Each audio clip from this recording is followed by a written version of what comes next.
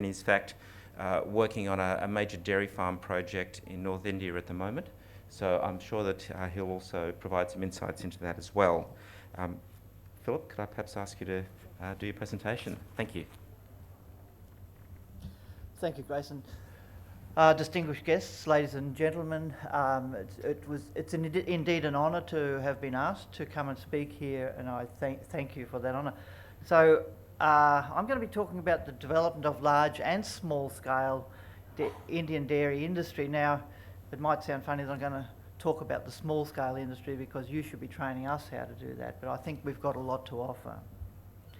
So I'll be outlining a little bit about my background because it gives you some indication of the skills that people from Australia do have. And I'll be talking about the Australian dairy industry, putting some context around it so that you can understand what we have to offer you, and particularly from the dairy market perspective, the farming regions. We have different types of dairy systems in Australia, the history and the current situation, the industry structure from I suppose the farmer organisation and the government perspective, industry capacity, just what we actually do and what we can offer you. So a little bit about my background. I grew up as a dairy farmer in tropical North Queensland.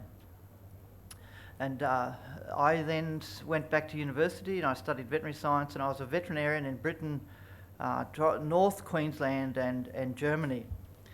You might ask why Germany? Well, I was married there, so it was there was no option really.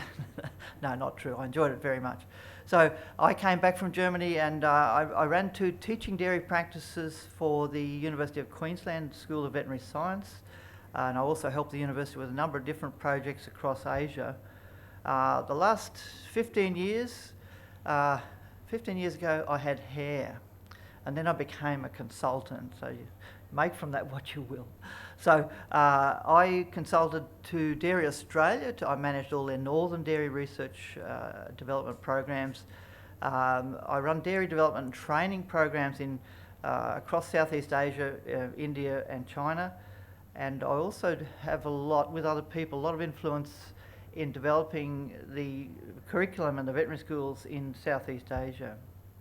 So just a little bit about some projects that I've been involved with, because this gives it some context. And so the first role was with Dairy Australia, running subtropical dairy program. And Australia has a number of different regions, and I'll be talking about this. But the North Australian region is tropical, very hot and humid summer conditions, and so the genetics in this area is really important. So you can see, for example, have we got a pointer here?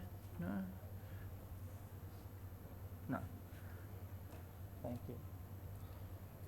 This one, thank you. This one, yep. Oh. Okay.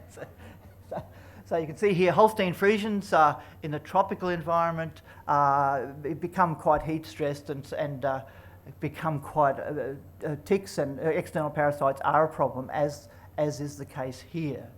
And you can see tick fever, these blood parasites are problems. But we have genetics in the north of Australia now that manage these conditions, and I'll be talking a little bit more about that later.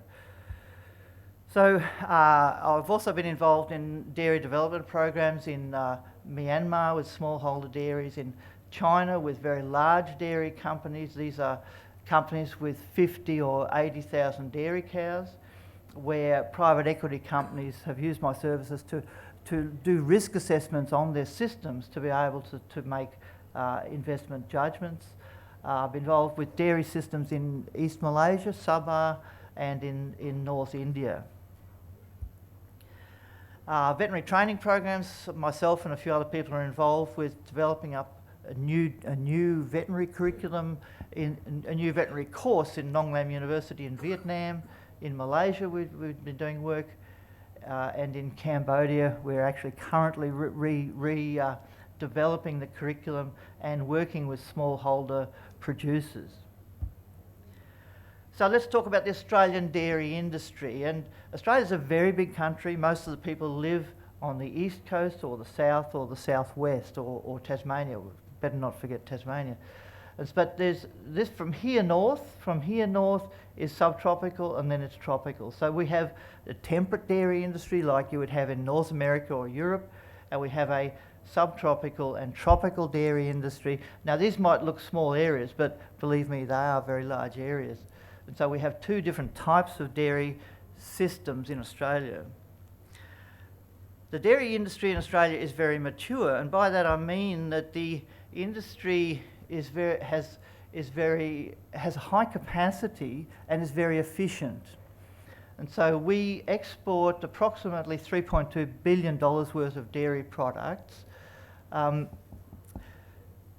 We're the fourth biggest exporter of dairy products in the world, following New Zealand, Europe and the US.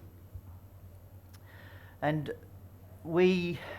so Australian dairy goes into mainly into drinking milk consumption within Australia. A lot of the exports that go into Southeast Asia used to go into Europe. Most of this is low value, high volume product, mainly powders. And I say that for a reason, because I'll be talking more about that later. We're a fairly large consumer of milk within Australia, 106 litres per person per year. We employ a lot of people.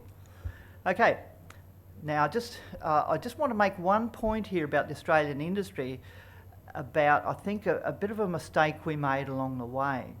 In 2000 we deregulated. Before that there was a set price for milk for farmers at wholesale and at retail level. At 2000 we deregulated the whole market, which was fair enough. And then the processors then could market their milk where they wanted, but instead of looking towards Southeast Asia, we looked towards the Australian market. So the milk processing company said, no, we'll focus on the Australian market. And I think that was a bit of an opportunity lost nearly 15 years ago.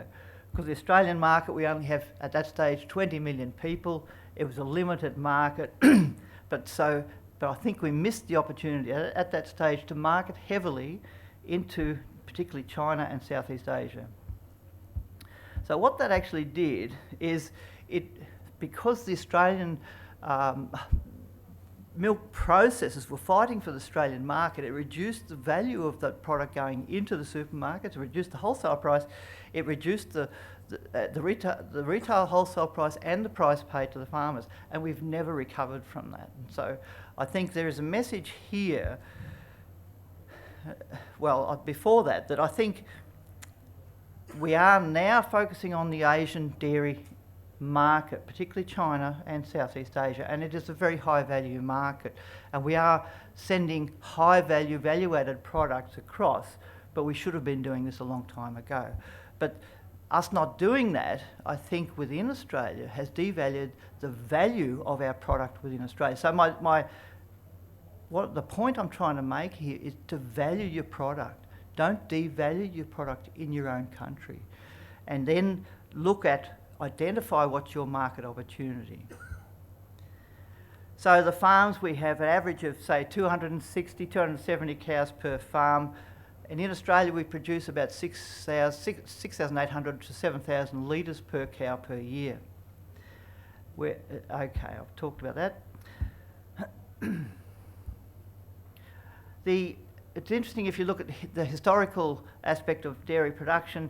Our farm numbers have decreased more than 50% since the early 90s, but cow numbers have increased slightly and then decreased after deregulation, and our milk production has stayed much the same. So we have a lot less farmers, they're bigger farms, they're more efficient farms, the farmers are receiving less, and I think this has really driven the Australian farmers to be extremely efficient. So Australian dairy farmers are extremely efficient users of water and resources, because their costs are not going down, their costs are going up. Their prices that they're being paid is not going up very much, so they're becoming very, very efficient. If we look at the regions in Australia, we have the North Australian region, and this is mainly a fresh milk market, so mainly for human consumption, and so it's a year-round supply. It's a feedlot-based system predominantly, some pasture, but mainly feedlot, larger farms. We have in the North Australia, we've only got about 1,000 farms. In the subtropical, tropical regions, and there's about 250,000 cows. And we receive a slight premium In the north, about 52 cents a litre, which is about 15 rupees. Yes. So we have, I think, one of the biggest advantages for what we can offer you is our tropically adapted genetics, both cattle and foragers.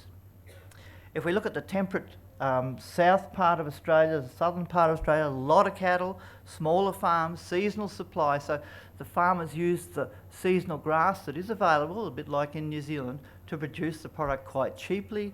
They're paid about 42 cents a litre. There's about 1.5 million cows in this area. And they have temperate genetics, mainly Holstein Friesian genetics. And you can see the seasonality of supply. So when there's a lot of grass, we produce a lot of milk. A lot of this is then powdered and exported as whole milk powder, whey milk powder, and our other products. So we have the organisational structure. We have strong industry organisations. We have a federal representation of those organisations. We have a national Dairy Industry Council that is the policy making organisation for the industry. It is very well organised. We have Dairy Australia, a little bit like your National Dairy Development Board, and that's responsible for our research and development. And I used to run their Northern Regional Development Program. So they're responsible for research and development, and that's funded, as Nikki said, by a farmer levy, and which is currently about 0.36 cents a litre, so not a high levy, but the federal government puts in then dollar for dollar for research and development. And through that program, Dairy Australia has managed to develop up some very interesting dairy extension programs, which a lot of us had input into. We have a strong young farmer network and discussion groups. And if we're looking at extension, how we deliver information to farmers, now most of that is private, so farmers pay for most of that, or through their milk processor. We have a very good communication system between these organisations and within the industry. So, what have we developed with respect to extension, with respect to how we impart knowledge back to our farmers? And so we've, at a national level, mainly through Dairy Australia, have developed up mastitis management programs, reproduction, how to manage their staff on our farms, how to keep them cool. For example, every farmer can get an app, and they can look at that app and it will tell them for the next 5 days what the temperature humidity index will be in their region, and so that they can start to plan that day and for the next 3 to 4 days ahead how they're going to manage their cows to keep them cool. A really important product, and it would be available here. Sustainability, so each of the farmers have to do what we call a dairy sat, a self-assessment tool to look at how their farm influences the environment with runoff, with methane production, all these types of things. So every farmer has to go through that process. Dairying for Tomorrow, it's how their farm affects the local community, whole farm management, energy use, these types of things. So it's about how to reduce costs but be sustainable from an environmental perspective. Animal health and welfare, there's many programs helping farmers to work out how they can prevent and manage disease, and also how they can ensure that animals are under good welfare conditions. Nutrition and feeding, probably the most important aspect of dairy cattle management, is understanding how to feed the animals exactly what they require, and physically how to do that. So I think, and a number of us have utilised this information and put together, because a lot of this was focused on temperate dairying, but we've managed to focus a lot of it on tropical dairying, so it's usable in this environment. Australia has a very good reputation with respect to milk quality and safety, and we have very, very strong and good and comprehensive quality assurance programs. So this is led by state or federal government legislation, and we have an understanding with New Zealand, and so the Australian and New Zealand food standards are the same. The testing and control of the milk product from the farm is by the milk processor. It looks at residues, antibiotics, pesticides. If a farmer feels that there may be a problem with his milk, may have inadvertently put milk in with antibiotics, he can telephone the milk processor. They will come out, they will take a sample, or he can deliver the sample. Within hours he can get feedback whether that milk has been contaminated, and if he is, he needs to dispose of it, or if it's not, the company will pick it up. So it's a very good system, and farmers utilise that system, because if they deliver the milk and then later it comes back it's contaminated, the milk processor must destroy that whole tanker load of milk, and the farmer will be fined. And so there's reasons that the farmers utilise this program. Bacterial counts, somatic cell counts, which is the animal's white blood cells in the milk if the animal has infections in the udder. Now there are standards with respect to somatic cell counts that the farmer must abide by.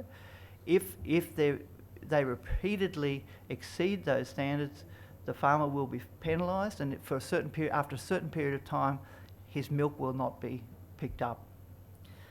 Milk components, we place a lot of emphasis on protein and fat and other solids in the milk.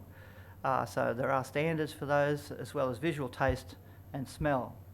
So there's incentives and disincentives from all the milk processors, but they set their own, but it is their market advantage on how they set them, if they set them at a very high or low level.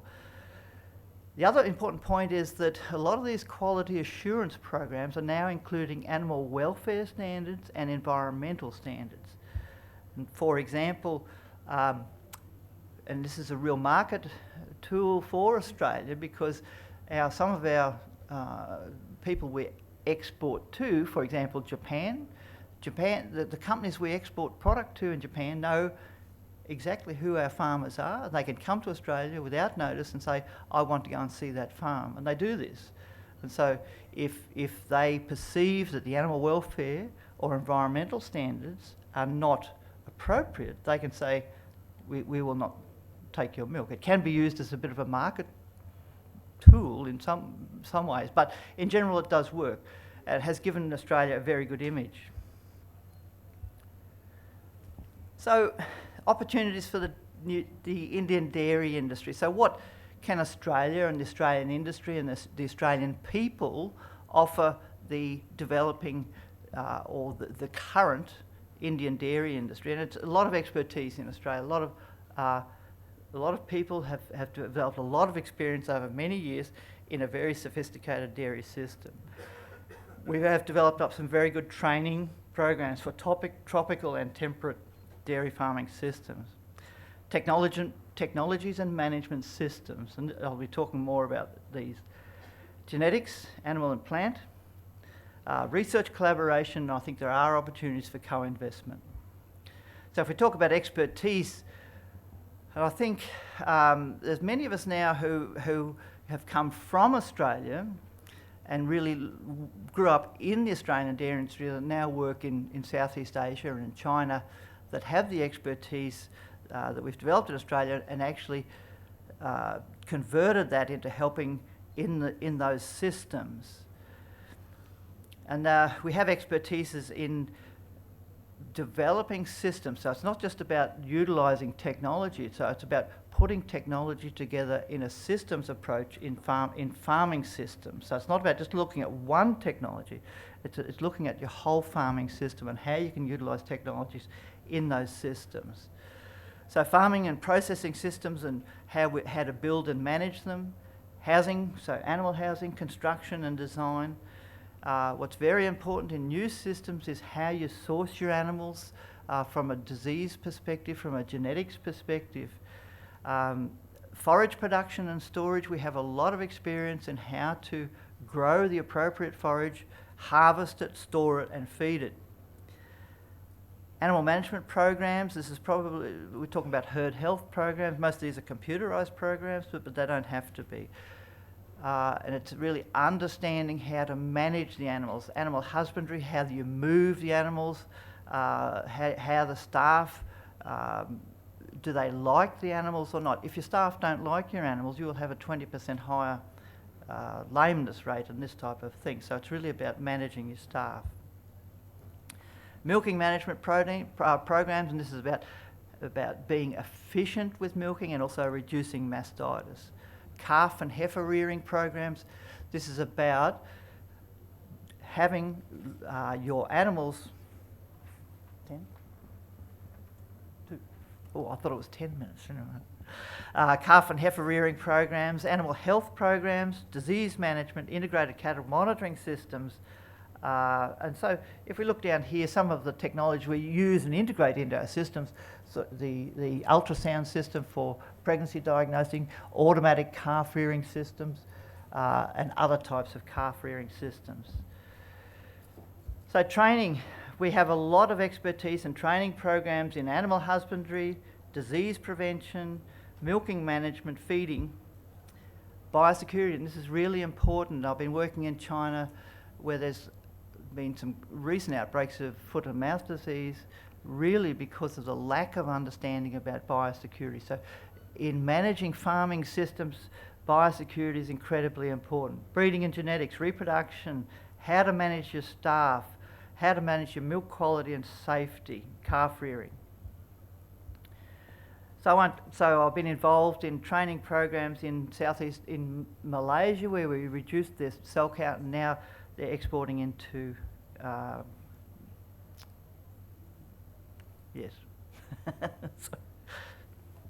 into Singapore.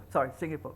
I'm currently working on a program. I'll be up there in 2 weeks, training the trainer programs for dairy extension officers in Henan province in China. We won't look at that. And I think our expertise is about putting systems together, like including weigh scales to predict lameness by using conductivity meters to predict mastitis. And at the smallholder level, it's about linking observations to disease processes. We have a lot of technologies with IVF, and saying in the north of Australia we have a lot of tropically adapted brown Swiss cattle, just not enough of them. So we're using IVF and freezing programs to develop up sexed semen from tropically adapted, sexed embryos from tropically adapted cattle. This is really interesting. A new, I'm not sure if it would be how relevant to India, but a virtual fencing system. There is no fence there, but these cattle do not go across it. So a farmer can set on his computer where he wants these cattle to be. They have a little, this is a model, but they have a buzzer that gives the cow electric shock, a bit like a dog. It only happens once or twice, and the cattle move in the direction that the computer tells them. Robotic dairies, robotic rotary dairies, where we can milk up to, in a few years' time, 200 cows an hour with no labour. New types of cattle identification systems, tropically adapted genetics, and also, the other point that's really important here is that if you look at US production, you're looking at about 8,000 litres per cow per year. If you're looking at Australian production, it's about 6,800. But these cows have the same, or if not better, genetic potential to produce the same amount of milk under the same conditions, because most of the milk in Australia is produced from grass.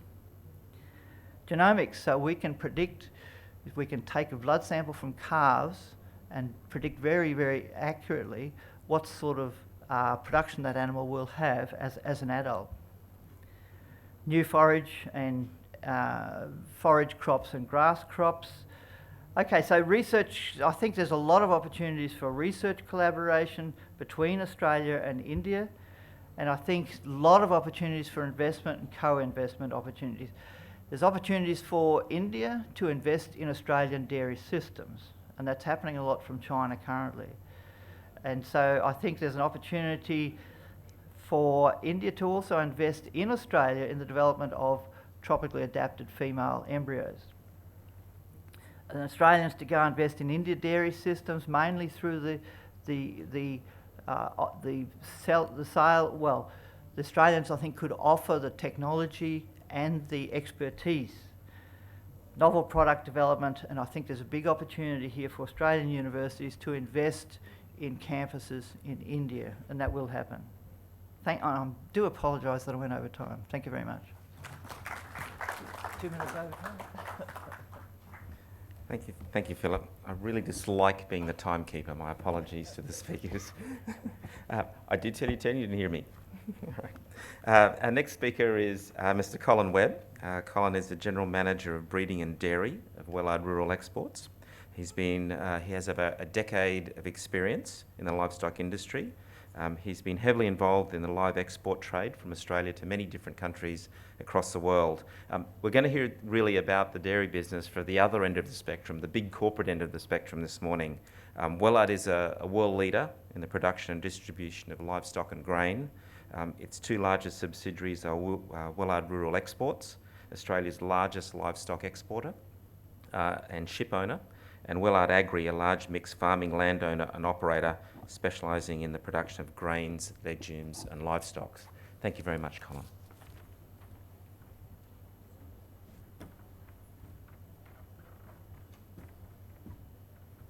Good morning, everyone.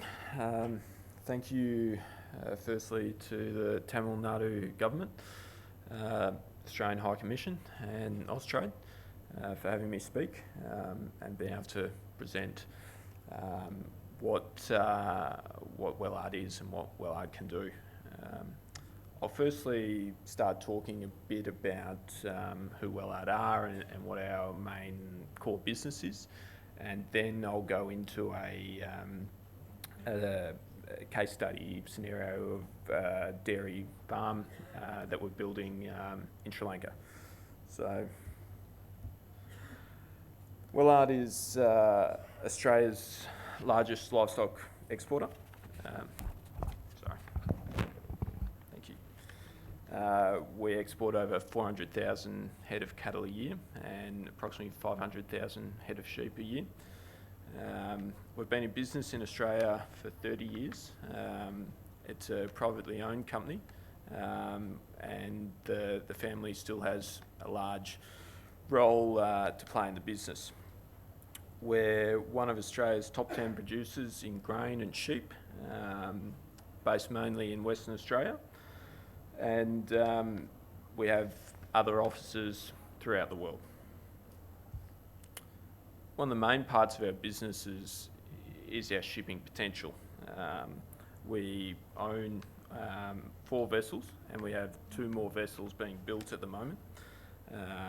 These vessels range in size of the far side is the biggest vessel, which has a capacity for 20,000 head of cattle. The 2 middle vessels carry 8,000 head of cattle, and the smallest one here carries 5,000. So we have a large capacity. These vessels have all been custom built, so they weren't container ships before and been transformed into livestock vessels. They are livestock vessels from the very beginning of their life. As I say, we have another vessel which carries 20,000 head due for delivery in April next year. In addition to that, we also run a processing side of the business, which is a sheep abattoir in southwest WA and also a cattle abattoir in the Philippines. This is a slide which goes on to show where we do business in the world, both sourcing and delivery. So our main sourcing point is Australia, South America and North America. From Australia we deliver up into Southeast Asia, to North Asia and the Middle East, and from South America and North America we deliver into North Africa and the Mediterranean. The main dairy exports we do from live cattle from New Zealand and Australia into China, into Indonesia, Vietnam and now Sri Lanka. And from North America our dairy exports go to the Middle East and the Mediterranean. So to talk about the main delivery of live cattle from Australia goes to China. China takes 90,000 approximately every year from Australia into as live calves into China. New Zealand slightly less, at about 80 to 85,000 head, and then a smaller content from South America. So it's a very large market that's been going for a number of years now, which we continue to deliver into and deliver our genetics up there for their benefit. Some smaller markets include the Middle East, to the sub-Arab regions, to Vietnam, to Indonesia and Sri Lanka. So now I'll talk a little bit more about our projects in Sri Lanka, why we chose Sri Lanka and what we're doing there. Sri Lanka has a rich dairy history. It's somewhat slid through the turbulent history that they've had recently. However, to grow the industry again, we need to start nearly from scratch to build it up. They have a small farmer content, but it's similarly 2 or 3 cows per person milking about 3 litres per head per day. So what we wanted to deliver there was some